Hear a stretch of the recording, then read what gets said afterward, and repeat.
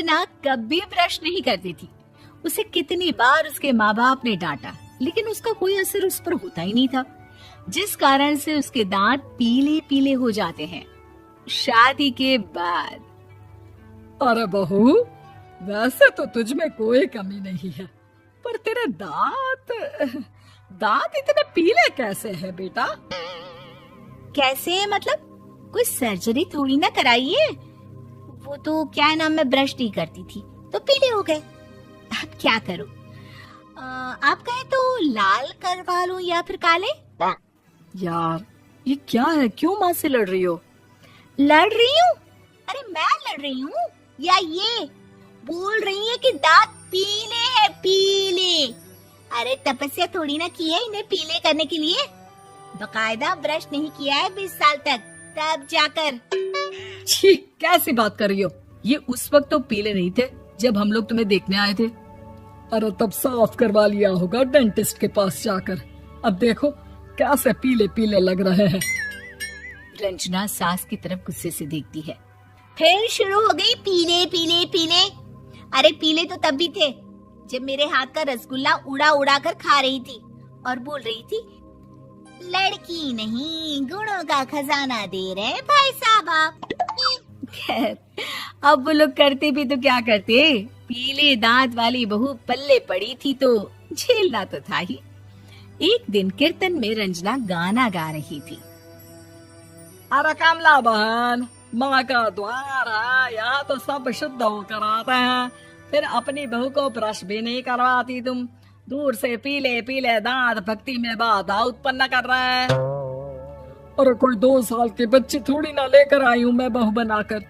अच्छी खासी लड़की है, अरे कैसे करवाऊं ब्रश? ये तो उसे खुद करना चाहिए ना। अब माँ बाप तो इसके जैसे तैसे निपटा दिए, ये नहीं सोचा कि सास कैसे संभालेगी। सास बहू को लेकर घर आ जाती है, लेकिन सोच लेती है कि अब इसे लेकर कहीं नहीं जाएगी। अगले रोज बहू कहती है, अरे क्या हो गया, मंदिर नहीं जाना क्या?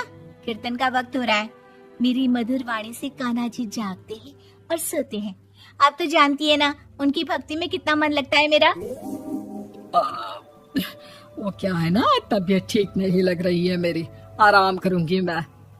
तबीयत ठीक नहीं लग रही? अभी तो मिथुन के गाने पर नाच रही थी आप, और अब बोल रही है कि तबीयत ठीक नहीं लग रही। अरे भक्ति में मन लगा लो सासू माँ, ऊपर जाना है, क्या मुंह दिखाओगी आप? हाँ? सास को बहू की बात पर गुस्सा आ जाता है।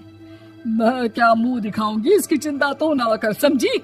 अपने मुंह की चिंता कर, जो ये पीले पीले दांत लेकर हर जगह पहुंच जाती है। पता है लोग कितना मजाक बनाते हैं। ना जी ना, मैं नहीं जाना कहीं तेरे साथ।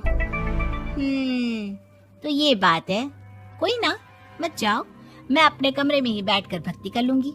ऊपर वाला दांत थोड़ी ना देखता है, मन देखता है, भावना देखता है। और अरे बस बस, तू सब कुछ दिखा, बस ये सफेद चमकदार दांत ना दिखाना किसी को, है? जा यहाँ से। बहू को सास की बात का कोई फर्क नहीं पड़ता, वो तो जैसी थी वैसी ही रह जाती है। सुबह नहाकर किचन में खाना बनाना, फिर खाना खाना, कीर्तन भजन करना और सो जाना। एक दिन, माँ जी मैं सहेली के घर जा रही हूँ, शाम को लेट आऊंगी। हाँ हाँ तो जाना, मैंने कौन सा तेरी आरती करनी है घर पर बैठकर। रंजना सहेली के घर जाती है, जहाँ वो पार्टी में जाने की तैयारी कर रही होती है। अरे शिखा, कहाँ जाने की तैयारी कर रही है? मैं गलत वक्त पर आ गई क्या? अरे नहीं यार, उल्टा सही वक्त पर आ गया। मैंने ये साड़ी और ज्वेलरी निकाली है यार, शाम को इनके ऑफिस की एक पार्टी में जाना है। बताना कैसा लग रहा है ये सब? नहीं यार, इस ड्रेस के साथ तो वो वाली ज्वेलरी अच्छी लगेगी। हाँ हाँ सही बोल रही है, मैंने ध्यान ही नहीं दिया। वैसे तो हमेशा से मस्त फैशन सेंस रखती है। तो बड़ा जाती होगी ना पति के साथ पार्टी में। रंजना कुछ नहीं बोलती, बस सोचती है कि यार काश ये बात सही हो जाती, पर मैं क्यों नहीं जाती पार्टी में? क्या इन लोगों की कोई पार्टी होती नहीं होगी? रंजना घर आती है और रात में पति से सवाल करती है, एक बात बताइए, आप मुझे किसी पार्टी में क्यों नहीं ले जाते? क्या आपकी यहाँ ऑफिस में पार्टी नहीं होती? पति बेचारा क्या कहता कि दांत पीले हैं तुम्हारे इसलिए। अरे कोई पार्टी होती नहीं हम लोगों के ऑफिस में, तो कहाँ से लेकर जाऊं? और मार्केट, मॉल, कहीं वीकेंड घूमना, कहीं तो। अरे यार, सारे हफ्ते में एक छुट्टी मिलती है, तो सोचता हूँ कि आराम ही कर लूं। क्यों? रंजना मन मार के रह जाती है। पहले कभी सास के साथ मंदिर जाया करती थी, लेकिन वो भी सास ने ले जाना बंद कर दिया। घर बैठी बैठी रंजना बोर हो जाती है। तभी उसे आइडिया आता है और वो मायके जाने का सोचती है। सासू माँ, 2 दिनों के लिए मम्मी के घर जा रही हूँ। अच्छा अच्छा, ठीक है, आराम से जा। और हाँ, माँ से कुछ अच्छी आदत सीख कर आना कि कैसे शरीर के हर भाग की तरह दांतों की सफाई भी जरूरी होती है, समझी? शुरू हो गई ना आप। वो लोग आपकी तरह नहीं है कि छोटी छोटी बात का बतंगड़ बना दे। उन लोगों के लिए मैं मायने रखती हूँ, ना कि मेरे पीले पीले दांत। रंजना माँ को बिना बताए उन लोगों को सरप्राइज देती है, लेकिन जैसे ही वो दरवाजे पर पहुंचती है, अंदर देखती है कि घर वाले कहीं जा रहे होते हैं। अब माँ, काश रंजना दीदी के दांतों वाली प्रॉब्लम नहीं होती, तो वो भी हम लोगों के साथ चलती ना बुआ जी की बेटी की शादी में। हाँ बेटा, लेकिन अब उसे कौन समझाए कि उसको उसके पीले दांत नहीं दिखते, लेकिन उसके आसपास के लोगों को कितना एम्बैरेसिंग फील कराते हैं।